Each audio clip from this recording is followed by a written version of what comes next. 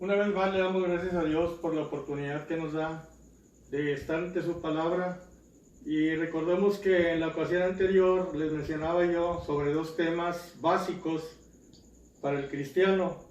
Uno de ellos era la doctrina y la necesidad de aplicar las enseñanzas del Señor Jesús que nosotros encontramos en la Biblia a nuestra vida diaria. Y en esta ocasión vamos a reflexionar sobre la importancia del segundo tema, que es la salvación. Recuerden que usamos 1 Timoteo capítulo 2, versículo 5, versículo 4, el cual quiere que todos los hombres sean salvos y vengan al conocimiento de la verdad. Antes de entrar al tema en esta ocasión, yo quisiera hacer una breve reflexión sobre este esfuerzo que estamos haciendo de encaminar la enseñanza de la palabra del Señor, la reflexión, la predicación a cargo de mis hermanos Arturo y el hermano Javier también, ya que no es algo que nace de la ocurrencia, que nace de un simple pensamiento. Un pastor hace un tiempo decía: ¿por qué razón algunos no profundizan en el estudio de la Biblia? Era una pregunta que se hacía. Sinceramente, decía este pastor, sorprende la ignorancia de algunos. Y yo quiero mencionar en esta ocasión, hermanos, que enseñar y predicar la palabra de Dios es un privilegio y un honor, pero también conlleva un gran compromiso y una gran responsabilidad. El riesgo que se corre al hacerlo sin pasión, sin devoción o indolencia acarrea juicio. Dice la palabra de Dios: maldito el que hiciere indolentemente la obra de Jehová. Jeremías 48:10. Y ahí lo sentencia en este versículo. ¿Por qué, hermanos? Porque cuando nosotros abordamos la enseñanza de la palabra o de la predicación de la palabra indolentemente, nos perdemos nosotros y arrastramos a otros hacia la perdición. Así es que es un trabajo delicado, un trabajo que requiere pasión, convicción, devoción y estar dispuestos a que el Señor hable a través de nosotros una palabra correcta, una palabra sana, una palabra que edifica. Para algunos que tienen la duda sobre qué es hacer la obra indolentemente, bueno, es cuando lo hacemos con apatía, cuando lo hacemos con flojera, con pereza, con dejadez o con negligencia. Dicho esto, hermanos, entendemos entonces, o tratemos de entender la seriedad de compartir la palabra de Dios por este medio, y cuando tengamos las puertas de la iglesia abiertas también. Es algo que nace del corazón de nosotros, el compartir. Y en esta ocasión les mencionaba, el tema es la salvación. Yo sé que no es un tema nuevo para ustedes, pero siempre conviene repasarlo por la importancia que conlleva en nuestra vida. Una de las doctrinas fundamentales de la palabra de Dios es la doctrina de la salvación del pecado. Salvo viene de la palabra griega que significa liberado o hecho entero. A veces nos referimos a la experiencia de la salvación como justificación, que significa ser perdonado por Dios y absuelto de la pena del pecado.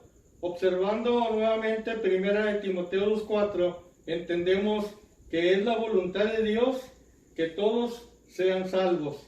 El apóstol Pablo fue uno que experimentó la salvación cuando él no sabía lo que era ser salvo. Y usted conoce muy bien en la vida de Pablo lo que fue la salvación. En 2 Timoteo 1:9 dice: quien nos salvó y llamó con llamamiento santo, no conforme a nuestras obras, sino según el propósito suyo, y la gracia que nos fue dada en Cristo Jesús antes de los tiempos de los siglos. Experimentar la salvación no es tanto el resultado de nuestra búsqueda de Dios, sino que es el resultado de Dios buscándonos y llamándonos a nosotros.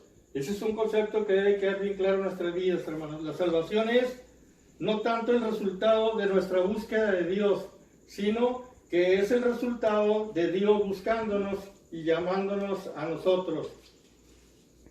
En Hechos capítulo 9 leemos cómo Pablo, entonces conocido como Saulo, dice la palabra que viajaba en el camino a Damasco, cargando las cartas de apoyo del sumo sacerdote que le autorizaba para arrestar a los seguidores de Cristo.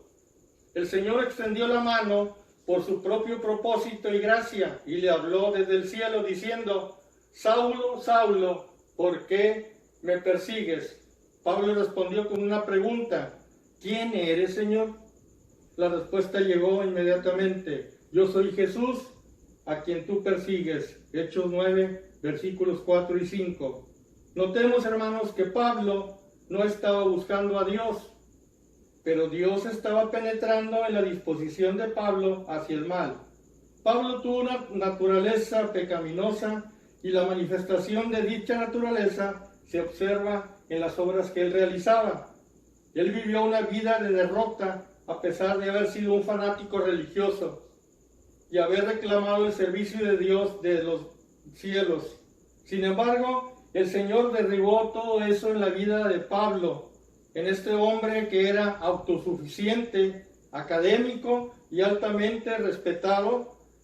De repente se encontró indefenso en el camino a Damasco. Fue cegado por una luz del cielo. Tuvo que ser llevado de la mano a la ciudad, dice la palabra, donde fue llevado a la casa de Judas, en una calle llamada Derecha.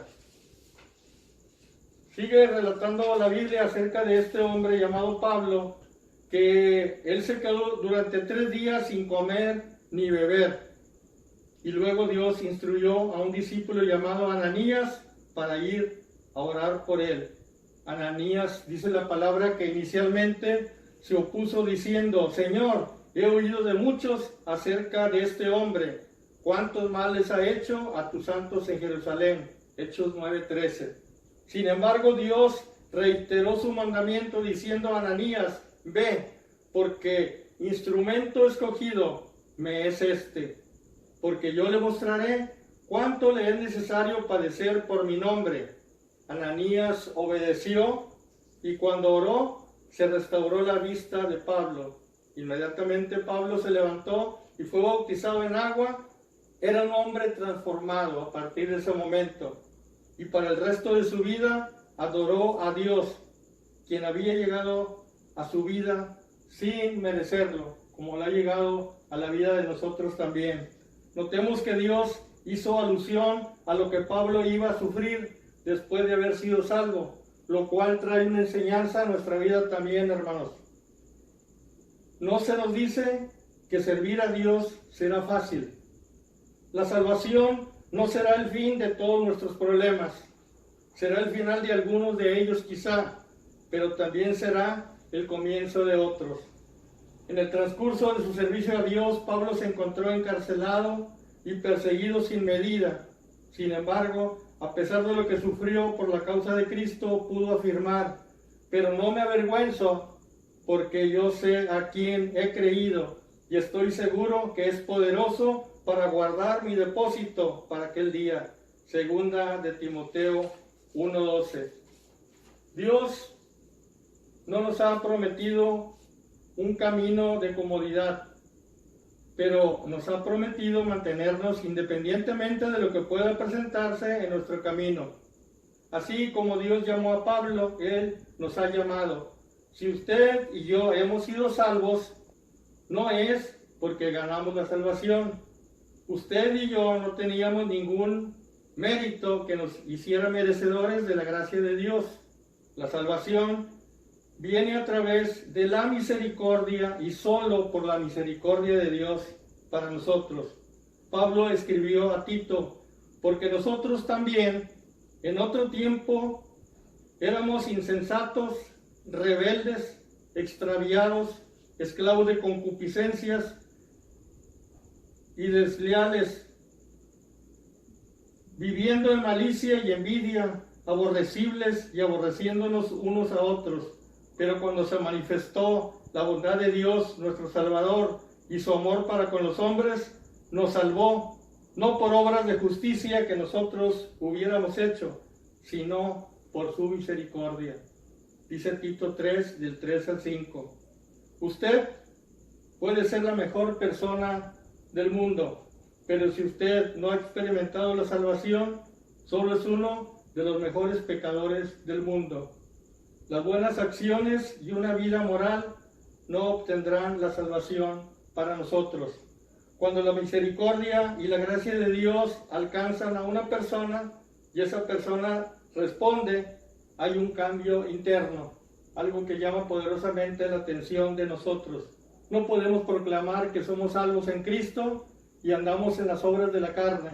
No podemos decir que Cristo nos ha rescatado y ha traído la salvación y una vida nueva si nosotros no experimentamos un cambio interno que también en lo externo se va a ver. Es lo que evidencia la vida de Pablo y debe evidenciarse en nuestra propia vida también, hermanos. Yo quisiera que usted y yo reflexionáramos sobre la importancia de la salvación en nuestras vidas y cómo es que esta salvación ha transformado nuestras conductas, nuestro vocabulario, nuestra forma de tomar decisiones.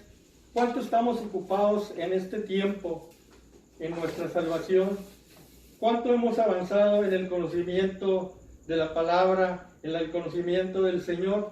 Este es un momento crucial en nuestras vidas y es cuando nosotros tenemos que ir a la palabra que dice Hebreos capítulo 2. Por tanto, es necesario que con más diligencia atendamos a las cosas que hemos oído, no sea que nos deslicemos.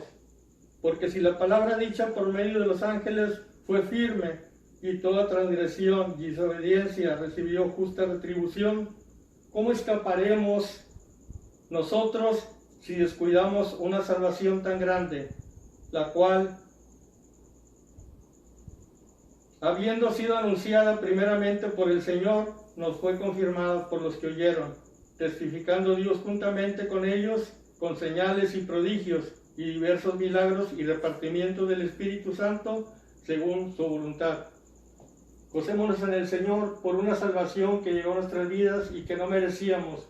Honremos esa salvación con un estilo de vida que agrada a Dios, con una forma de vivir que lo honre y le glorifique. Que Dios los siga bendiciendo, mis amados hermanos.